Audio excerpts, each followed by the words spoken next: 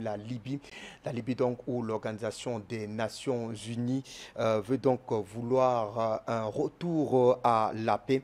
Eh bien, le bicéphalisme qui règne à la tête du premier ministère semble véritablement inquiéter donc les uns et les autres et la transition qui n'en finit justement pas, couplée notamment à ces élections avortées, les élections présidentielles avortées donc de décembre 2021.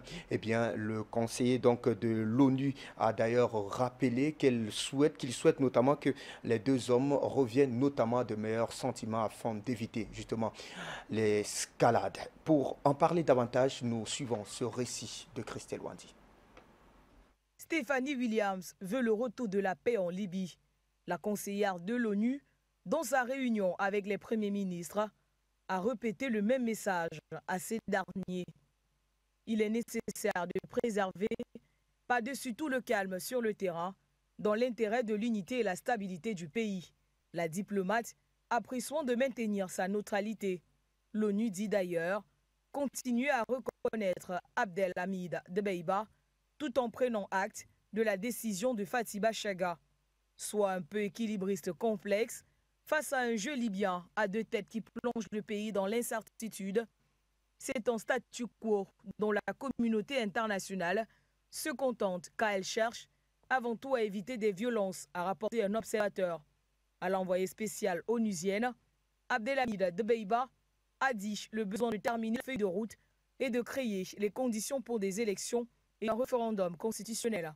Le Premier ministre basé à Tripoli montre ainsi que sa position n'a pas bougé. Il ne cédera le pouvoir qu'à un gouvernement élu. Désormais, la situation est-elle tenable ou les violences vont-elles reprendre? La question reste posée alors qu'il existe toujours un risque. Mais le président de l'Institut Prospective et Sécurité en Europe ne croit pas à une guerre ouverte pour l'instant, car aucun acteur extérieur ne semble dans une posture d'affrontement. On semble donc se diriger vers un statu quo qui pourrait durer des mois, avec une fin de transition repoussée au calendrier grec. Rappelons que Stéphanie Williams, conseillère spéciale de l'ONU, a rencontré les deux hommes afin d'éviter une escalade, alors que la transition n'en finit pas de durer et qu'on attend encore des élections après le scrutin avorté de décembre 2021. Merci à vous, Christelle Wandi. À votre suite, donc, nous retrouvons Gamal Abina. Vous êtes internationaliste. Merci de nous retrouver en direct pour évoquer donc cette actualité libyenne. Gamal, comment appréciez-vous cette fois-là cet énième arbitrage, on va dire, de l'Organisation des Nations Unies sur cette question libyenne? Effectivement, énième arbitrage, oui, c'est difficilement appréciable dans la mesure où on se rend bien compte que l'ONU ne veut pas prendre d'autres risques, il ne veut pas réouvrir à nouveau un conflit entre ces deux parlements qui ont toujours d'ailleurs existé depuis. Ça fait 7 ans que ça dure, cette histoire, deux parlements, Tobrouk et Tripoli. Donc l'un qui est plutôt soutenu, je parle de Tobrouk, par le clan égypto-qatari, on dira plus simplement, plutôt occidental, c'est plutôt une bêtise, mais Égypte, Russie et États-Unis, puisque ce clan de Tobrouk est le clan de Haftar, le général Haftar qui a voulu faire un coup de force et qui a échoué devant les ports de Tripoli. De l'autre côté, Tripoli simplement, le gouvernement élu légitimement de la première élection, rappelons-le tout de même, et qui aujourd'hui s'inscrit toujours dans un débat légaliste. Il désire et maintient son désir d'une élection et d'un départ d'Abdelhamid Dbeibah. Pourquoi? Parce qu'il considère que la légalité, c'est les élections. Et l'enjeu, en vérité, c'est de la part de l'ONU qui joue la carte de l'apaisement, qui joue la carte, qui ne tranche pas la question de la légalité, puisqu'elle reconnaît à la fois la légitimité du Parlement de Tripoli et elle prend acte de la présence de l'autre Premier ministre, ce qui fait que la Libye devient encore et à nouveau un pays divisé au moins en deux parties, sinon trois, avec deux Premiers ministres, deux parlements et réellement une division du territoire qui augure mal de la paix à suivre, puisque en vérité, avec le report des élections présidentielles et parlementaires, on constate réellement que le refus catégorique de la part du Parlement de Tobrouk d'aller aux élections traduit difficilement le malaise, enfin traduit facilement du moins le malaise qu'il y a là-bas, puisqu'il considère que les élections ne seront pas favorables à la partie de Tobrouk et donc de Haftar.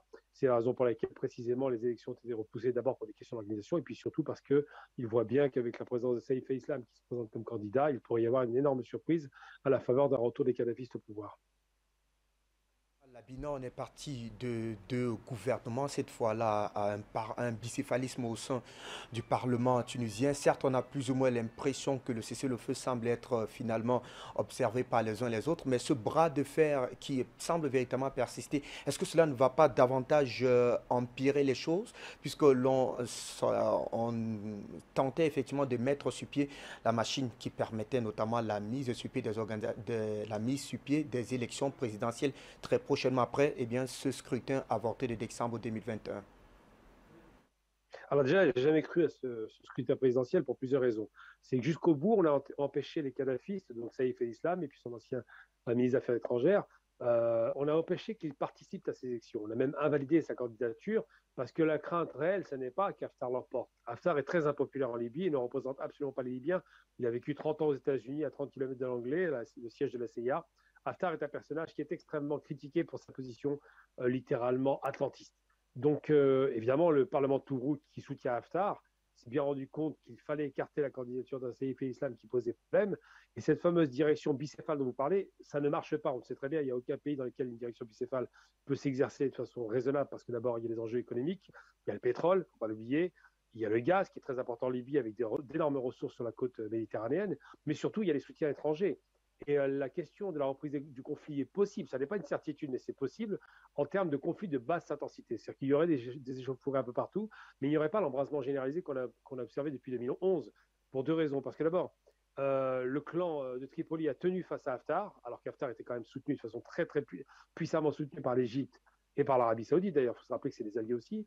Et de l'autre côté, vous avez le clan tripolitain qui a été soutenu à la fois de façon relativement passive par l'Algérie, qui considère que c'est la légalisation, c'est le caractère légal de cette première élection qu'on doit retenir, et puis surtout les Turcs qui sont à la manœuvre et qui ont manœuvré de façon très habile puisqu'ils ont mis en échec la tentative de prise de force de Tripoli. Donc aujourd'hui, le rapport de force militaire s'est stabilisé.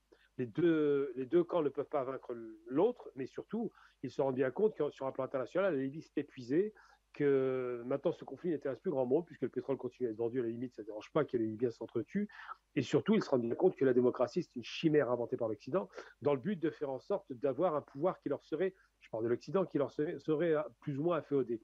L'échec est consommé, le retour des kadhafistes est possible voire probable, et donc Tobrouk a tout intérêt à ce qu'il n'y ait pas d'élection. Ensuite c'est vrai que pour organiser une élection sérieuse et crédible, il aurait fallu au minimum 6 mois à 1 an. On ne peut pas organiser une élection dans un pays qui tout de même reste encore largement divisé, dans lequel il y aurait 40 000 combattants étrangers qui évolueraient à l'intérieur, tous armés, dans lequel il y a des pressions internationales considérables de grandes puissances, on rappelle la Turquie d'un côté, les États-Unis, Égypte, Algérie de façon passive, comme je le disais, mais pas seulement, et puis des groupes djihadistes qui pullulent sur le territoire. Donc tout cela, ce sont des conditions d'organisation d'élections qui sont quasiment impossibles à réunir.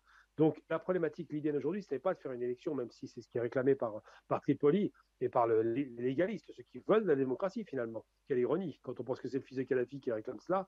Mais surtout, et on se rend bien compte que la problématique qui se pose aujourd'hui, c'est de savoir est-ce qu'on peut enfin pacifier le territoire, désarmer les milices, expulser les combattants étrangers, faire en sorte qu'il n'y ait plus d'intervention étrangère pour que les Libyens puissent enfin à nouveau travailler ensemble de concert et retrouver cette paix civile qu'ils attendent depuis si longtemps et qui rappelle tout de même à une époque que de l'époque Kadhafi, c'était 42 années glorieuses, heureuses, dans lesquelles on vivait bien en Libye. C'était un émirat africain. N'oublions jamais que la destruction de la Libye était une intention qui allait bien au-delà de la Libye, puisque l'objectif c'était de détruire l'idéal panafricain qu'avait Mohamed Kadhafi, paix à son âme.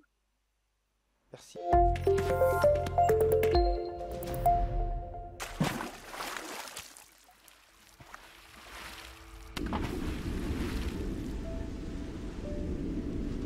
Afrique Média. Le monde, c'est nous.